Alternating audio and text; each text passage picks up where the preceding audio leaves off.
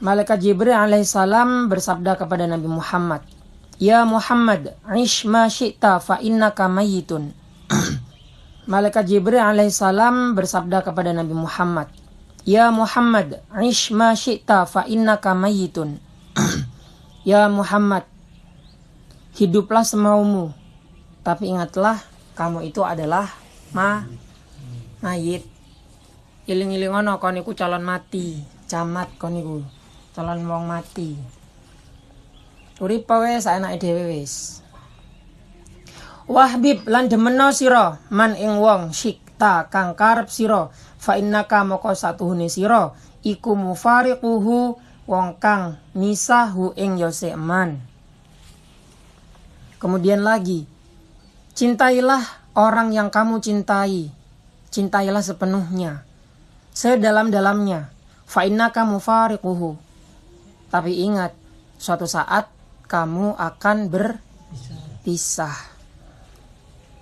Itu jelek sekali ya. Artinya apa itu di sini? Ini bukan berarti disuruh kita itu mencintai orang segila-gilanya, mencintai sebesar-besarnya, disuruh mencintai sedalam-dalamnya, bukan. Tetapi di sini itu adalah sebuah peringatan, cintailah sewajarnya, cintailah sekedarnya saja. Kenapa? Karena orang yang kita cintai itu suatu saat akan kita tinggalkan. Kalau bukan kita yang meninggalkan dia, kita yang akan ditinggalkan.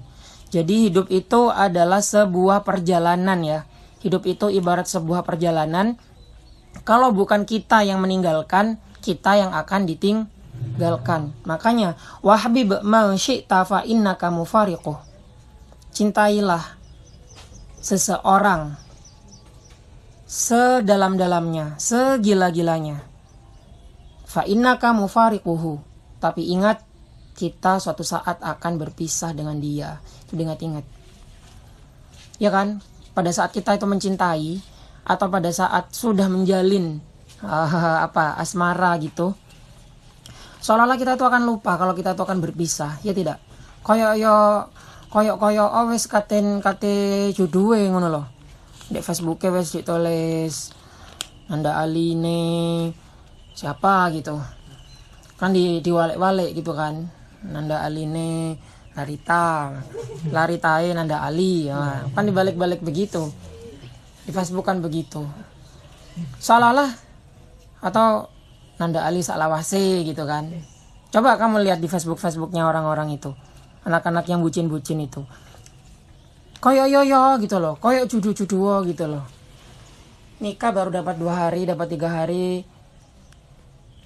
Bilangnya kau adalah suami terbaikku begitu. Ya dia nggak tahu harganya. Saya turung ro bubuane numpuk, turung ro beras sampai gas. Habisnya bersamaan, belum tahu dia. Jadinya bilangnya seperti itu. Kemarin tunangan, sekarang sudah bikin status kaulah takdirku, kaulah jodohku. Padahal belum tahu itu kalau jodoh apa belum. Orang itu dikatakan jodoh kalau sudah apa? Sudah meninggal, bukan menikah. Menikah belum tentu jodohnya. Bisa jadi itu jodohnya sementara saja. Kalau sudah meninggal, sama-sama meninggal, itu baru dia itu jodohnya. Sudah tahu itu. Punya anak pun masih belum dikatakan, itu belum tentu itu adalah jodohnya. Belum bisa dikatakan jodohnya, walaupun punya anak. Begitu. Baru kalau sudah meninggal, baru itu jodohnya. Apalagi, na'udzubillah min dzalik, suaminya meninggal, istrinya masih ada, setelah itu tetap setia sampai meninggal juga, nggak nikah lagi. Nah, itu berarti jodohnya itu memang itu yang dinamakan sejati, itu seperti itu. Kalau menikah, punya anak, itu belum tentu jodohnya. Karena menikah itu bisa bercerai. Begitu. Selanjutnya, wa'mal lan ngelakoni sira ma ing barang syi'ta kang karep sira, fa innaka moko satuhune sira iku majziyun bakal den wales bihi kelawan yosema. Selanjutnya yang perlu kita ingat, berbuatlah sesuka hatimu. Wa'mal ma syi'ta, wa'mal lan ngelakoni sira ma ing barang syi'ta kang karep sira. berbuatlah sesuka hatimu, fa innaka maqasatuhun siro, maka sesungguhnya kamu iku majziyun dan walas dibalas bihi kelawan yose emma, dibalas dengan apa yang telah kamu perbuat. Jadi berbuatlah sesuai sesuka hatimu, berbuatlah sesuka hatimu, tapi ingat suatu saat kamu akan mendapatkan balasan dari apa yang telah kamu perbuat. Jadi seperti itu. Nah, dalam Al-Quran disebutkan, dalam sebuah ayat disebutkan, man amila shalihan falinafsi wa man asa fa'alaiha, yang artinya barang siapa yang berbuat baik maka untuk dirinya sendiri, wa man asa fa'alaiha, dan barang siapa yang berbuat dosa maka untuk dirinya sendiri. Jadi tidak ada ya kamu itu berbuat baik setelah itu kamu itu nggak dibalas, aduh sia-sia aku berbuat baik, nggak ada. Semuanya itu pasti dibalas oleh Allah. Saya berbuat baik kepada Yazid mamanya ya, nanti balasan kebaikan untuk saya bukan dari Yazid, tidak hanya dari Yazid, bisa saja Nanda Ali yang membalaskan. Bisa jadi pada saat apa, Allah itu tahu saatnya tepat kapan pembalasan terbaik untuk diri kita itu. Saya menyakiti hati Selamat mamanya, gak langsung Selamat yang membalaskan untuk saya ya. Kadang juga kalau lagi beruntung, sangat beruntung, oleh Allah langsung dibalaskan langsung. Gak selamanya ya Selamat langsung yang balas. Bisa jadi orang lain, bisa jadi atau ada hal yang lain. Jadi itu diingat-ingat ya, prinsip hidup itu pada saat kamu berbuat baik untuk orang, itu sejatinya kamu berbuat baik untuk diri kamu sendiri. Pada saat kamu menyakiti hati orang, itu suatu saat kamu pasti akan dibalas. Seperti itu. Selanjutnya, waqala an-nabiyyu sallallahu alaihi wasallam, waqala lan dawuh sinten an-nabiyyu sallallahu alaihi wasallam, Nabi Muhammad sallallahu alaihi wasallam, salasatun utawi telu, apa itu bacaannya? Di sini gandeng-gandeng tulisannya. Salasu nafarin utawi telu pirang-pirang pantan, yuzallimu kang zalim hum ing yose salasatu nafarin sinten Allahu Allah tahta zilli arsyihi ing dalam ngisore yup-yupane arsy yose Allah, yauma la zillah, yauma ing dalam dino la zillah ora ono iyup-iyupan iku maujud illa angin zillahu iyup-iyupane yose Allah. Nabi Muhammad sallallahu alaihi wasallam bersabda, ada 3 golongan orang yang zalim, bukan yang zalim, ada 3 golongan orang yang berlindung. Yuzillumuhum itu jangan diartikan zalim ya tadi ya, tapi diartikan ngiyup. Karena zalama sendiri itu artinya apa aslinya? Gelap. Nah, di sini maksudnya gelap di sini berteduh gitu loh, jangan diartikan gelap yaitu ya. Yuzallimu iku yuzallimu iku yuzillumu ngiyup hum ing yose salah satu nafarin sinten Allahu Allah tahta zilli arsyihi ing dalem ngisore yup-yupane arsy yose Allah, yauma la zillah, yauma ing dalem dina la zillah ora ana yup-yupan iku maujud illa angin zilluhu yup-yupane yose Allah.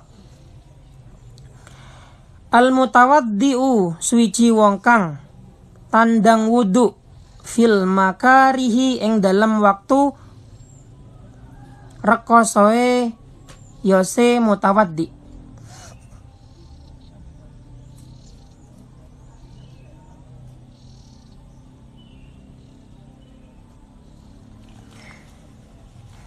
Ada 3 golongan yang akan diberi perlindungan oleh Allah di bawah arsy nanti.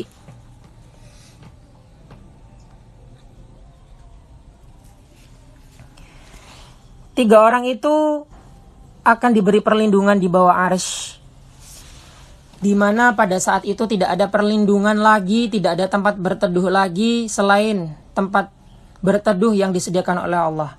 Itu ada 3. Siapa saja mereka? Yang pertama itu adalah al-mutawaddi'u fil makarih, yaitu orang yang sengaja untuk menyempurnakan wudhunya dan menjaga wudhunya, atau disebut dengan daimul wudhu. Jadi orang yang wudhu, menjaga wudhunya terus menerus, ini bukan wudhu untuk sholat loh ya.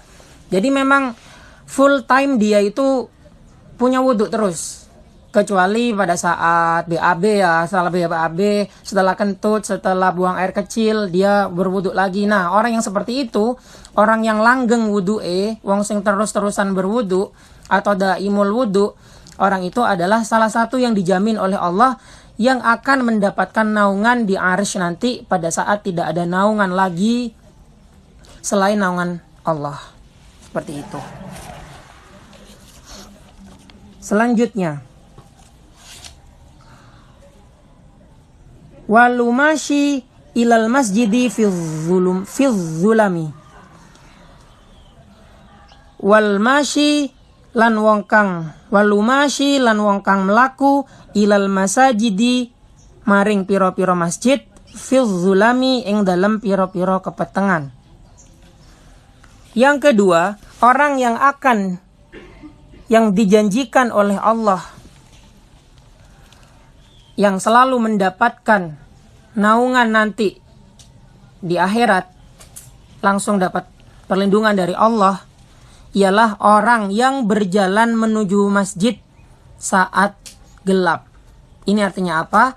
Ini penafsirannya banyak ya. Bisa diartikan orang yang akan berjamaah subuh, orang yang berjamaah subuh, atau orang yang sholat malam di masjid. Atau bisa diartikan juga wal masyi ilal masjidi fi zulami, ini bisa diartikan orang yang selalu berjamaah di masjid dan keadaannya sangat sulit atau keadaannya sangat darurat begitu. Contoh, rute ke masjidnya sangat sulit, jauh dari masjid, tapi dia itu karena pengen dapat pahala, pengen dapat keutamaan, orang itu tetap berusaha saja ke masjid. Nah, itu yang dimaksud di sini. Jadi orang yang seperti itu adalah orang yang nanti dapat perlindungan dari Allah pada saat tidak ada perlindungan lagi nanti di akhirat. Seperti itu. Nah, kalau zaman sekarang bagaimana? Contoh, rumahnya dekat dengan masjid. Berarti saya tidak dapat ini dong. Oh, kata siapa? Yang dimaksud dengan fil zulami ini adalah tantangan yang sangat besar. Kalau sekarang tantangan yang sangat besar itu, orang yang pergi ke masjid itu apa? Kalau rumahnya dekat dengan masjid. Oi, apa tantangannya? Loh, ini yang ada di depan saya ini apa? HP. Ya kan? Sudah azan, sudah tarhim ya, pertamanya tarhim. Oh, saya katanya masjid. Ya nggak usah jauh-jauh, saya sendiri sudah. Saya mari nih, saya nunggu azan dulu. Akhirnya buka HP, scroll Twitter, scroll TikTok, postingan orang. Oh, sudah azan, saya bentar lagi. Masih nyampe syahadat. Masih nyampe hayalas sholah. Oh, sudah hayalan falah. Saya mari nih, saya nututi imamnya nggak mungkin langsung sholat. Ini masih sunnah qabliyah. Terus seperti itu. Akhirnya sampai jamaahnya itu telat, atau bahkan sampai nggak jamaah sama sekali. Nah, itu tantangan. Nah, pada saat tantangan ada yang seperti itu besarnya, kamu termasuk orang yang ini sebenarnya. Paham ya? Jadi seperti itu. Kemudian wa mut'imu lan wong kang aweh mangan al jai'i maring wong kang luwe. Kemudian perlindungan nanti di akhirat, yang di hari itu tidak ada perlindungan lagi selain perlindungan Allah, ialah orang yang memberi makan orang yang lapar. Ingat ya, bukan memberi makan orang yang puasa di siang hari. Saya lapar, tolong beri makan, nanti kamu dapat pahala. Itu namanya ego kemprong, ego jenenge. Bego itu namanya. Bukan itu yang dimaksud. Yang dimaksud itu adalah orang yang dalam kekurangan. Ini juga bisa diartikan lapar di sini hanya diartikan sebagai rasa lapar, tapi bisa diartikan membantu orang dalam kesusahan. Nah, jadi saya ulangi, ada 3 golongan yang oleh Allah dijamin akan mendapatkan perlindungan. Yang pertama itu adalah apa tadi? Apa? Orang yang wong sing langgeng wudu'e, yaitu orang yang menjaga wudu'nya 24 jam. Kalau tidur gimana ya? Tidur ya masa? Ya kamu pikir sendirilah. Kemudian yang kedua adalah orang yang berjalan ke masjid. Artinya orang yang selalu berjamaah ke masjid. Kalau tidak ada masjid, musola. Intinya orang itu selalu menjaga sholat jamaahnya. Dan yang terakhir, orang yang memberi makan orang lapar. Artinya yang selalu membantu orang yang tidak mampu. Begitu. Mungkin dari sini ada pertanyaan, silakan dari kalian. Mungkin dari sini ada pertanyaan, silakan dari kalian. Sebentar ya, saya mau jawab yang ini di live ini. Assalamualaikum, Taiwan hadir. Waalaikumsalam. Waalaikumsalam Ibu.